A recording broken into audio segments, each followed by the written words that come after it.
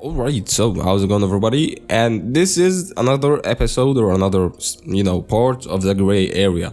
And this is about as gray as it gets because we are looking at around 8 GPUs priced between $200 to $300, and you really cannot mess up if you decided to go with any of these GPUs.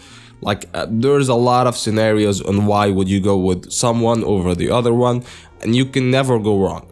So I'm having some hard time actually not recommending a GPU over another one because it would never make sense to get biased in this territory because we have 8 GPUs basically that pretty much perform around the same, and if they don't perform around the same, it's justifiable why it's not. It's either cheaper, either brand new, either more power efficient, either more suitable for small form factor PCs, for pre-built PCs, for these Dell PCs. There's always a question, or there's always a reason why this one doesn't perform as good, or why would you pay that much money on that one.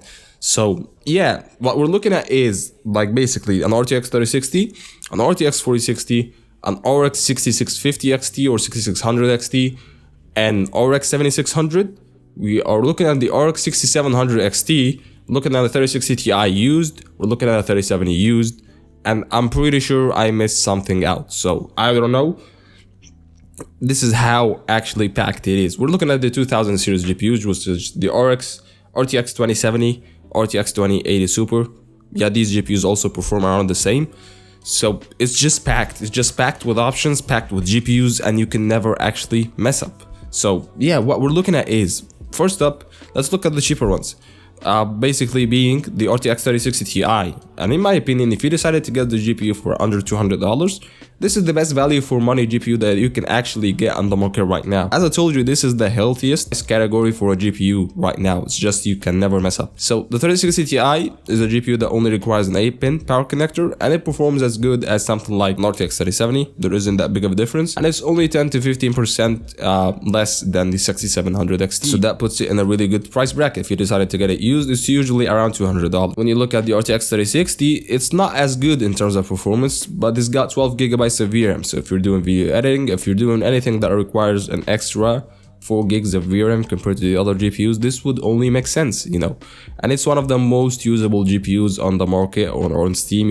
Everyone on Steam is having this GPU, the most popular GPU on Steam right now, and people like to have more VRAM. Gamers, average gamers, and it can never mess up. I'm having on 3060 on my PC right now because I've thought that it would be better for editing. I don't know for a fact because I haven't tested the difference between both. And then you're looking at the RTX 3070 and 2080 Ti. Basically these GPUs kind of perform the same, but I will go the 3070 because it's less in terms of power draw and less in terms of heat dissipation. It's more cooler, of course, because of the brand new architecture, and it's got more features.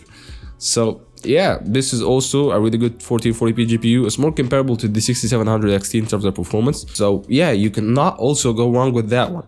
Then you make the switch to the RTX 4060, which is the brand new GPU. This is one of the most popular low profile GPU, the fastest LP GPU that you can get right now. It works just fine on Dell Optiplex PCs, works just fine in mini home theater PCs, and it brings you good performance. It's got DLSS 3. If this is gonna be more usable in the future, you can never tell. It's got the better ray tracing capabilities, and yeah, it's for $280, which is $40 more expensive than its competitor being the RX 7600, which brings us to the RX 7600 / RX 6600 XT / RX 6650 XT. The three GPUs are identical GPUs. Only difference is that the 7600 is a more small form factor GPU, more mini. It runs cooler, and it's got the latest features being FSR 3 and frame generation, the brand new one by AMD that's only exclusive to the RX 7000 series GPUs. And correct me if I'm wrong, maybe I am wrong, of course. The biggest flex and the best GPU in my opinion in the whole territory that's just up there, if you put this GPU compared to any GPU of the other 7, which is the RX 6700 XT. The RX 6700 XT is a 12GB GPU that's more than enough for 1440p gaming, and it goes for $300 right now. Actually, on Amazon, it goes a Dell version of a 6700 XT. The cooling is great on Dell GPUs, by the way. Don't be scared of that. Goes for under $280, around $265. So yeah, I would go with this GPU over anything else. The 6700 XT usually trumps any option on the market right now. I'm not that glad that I don't have it. I wish I could get my hands on one, but it's more expensive than the usual ones.